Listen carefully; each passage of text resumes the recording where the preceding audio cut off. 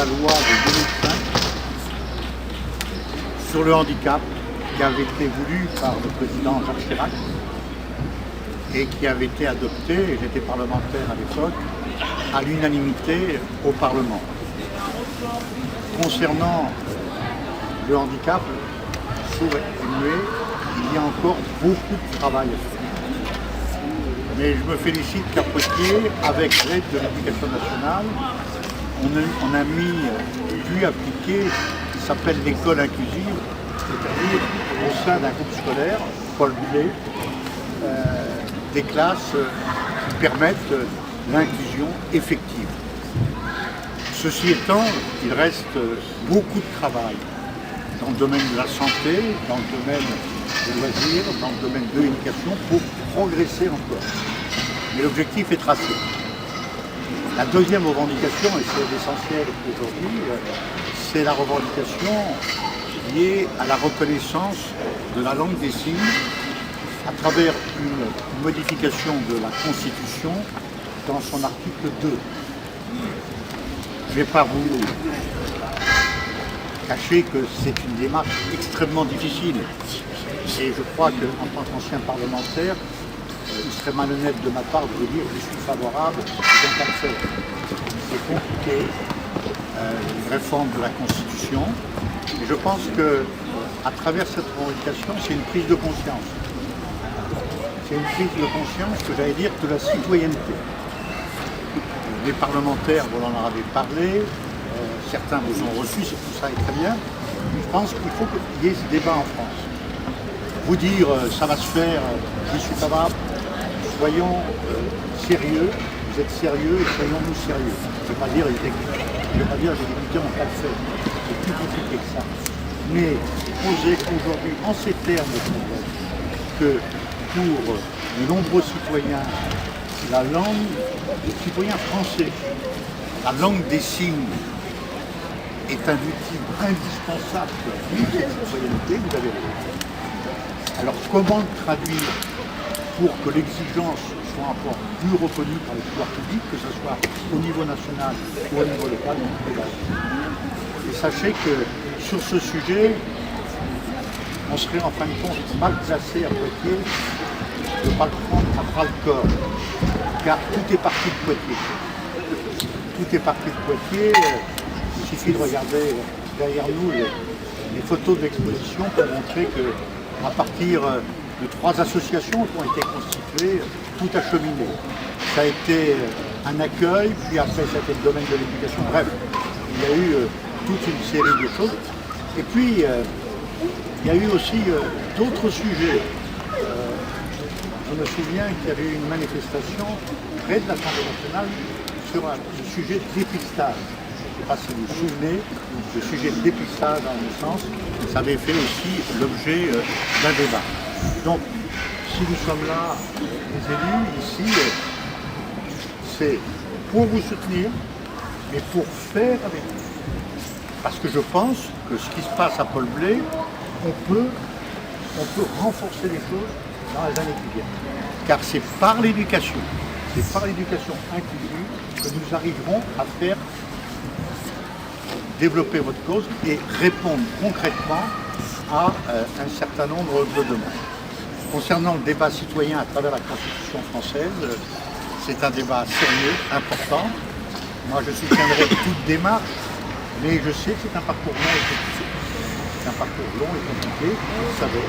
Vous citez un certain nombre de pays qui, effectivement, ont inscrit dans leur Constitution ce sujet. Je crois que c'est un objectif qu'on doit s'assurer et sur lequel on doit ensemble mener le débat. Et sachez que ici, avec toutes les associations, avec vous, on est là pour, à travers cette loi de 2005,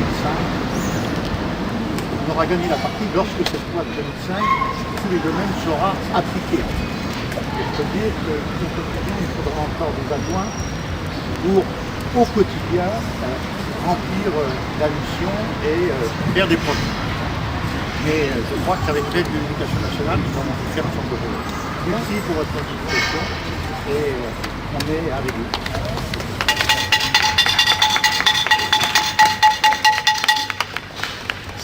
Si je pouvais ajouter quelque chose au propos du maire, et certains d'entre vous ont travaillé avec nous.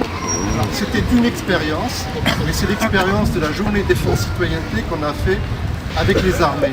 Et je crois que c'est aussi quelque chose, c'était une première en France. C'est vrai qu'à Poitiers, on est, sans nous gargariser, on avance sur un certain nombre de thématiques et de problématiques, mais je crois que ça a payé parce que c'est le travail que vous faites, vous, au quotidien, avec les services de la ville, avec les services de l'agglomération, les associations, et je crois que nous sommes tous sur la même longueur d'onde et que nous sommes là, comme l'a dit le maire, pour porter vos revendications. Voilà ce que je voulais rajouter au propos du maire.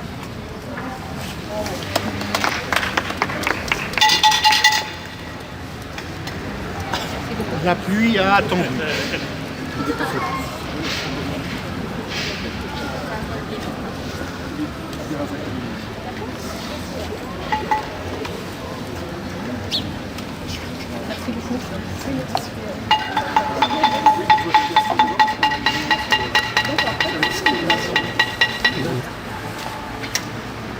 J'ai dit tout à l'heure, je dois aller à Saint-Éloi parce qu'on a une réunion sur le cadre des accessifs à Saint-Éloi.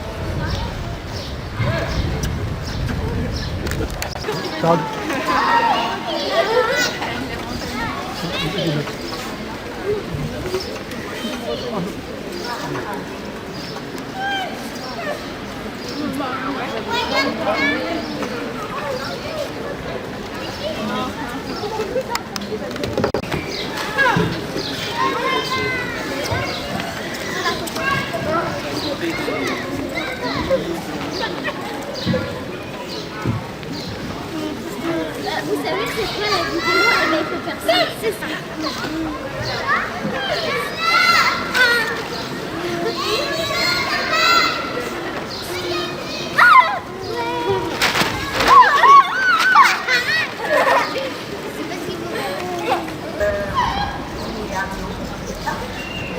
D'avoir organisé les 7 associations de s'être rejoints à nous pour soutenir le mouvement et être solidaires face à notre demande qui consiste à inscrire la langue des signes dans la Constitution française. Donc je remercie les 7 associations à s'être mobilisées, l'ASP, de l'Entour de l'éducation, CSSP, Intersigne, Sourds Seniors 86, Confiture et compagnie et le Centre de recherche et de promotion de la langue des signes. Merci à vous d'être présents aujourd'hui pour la manifestation.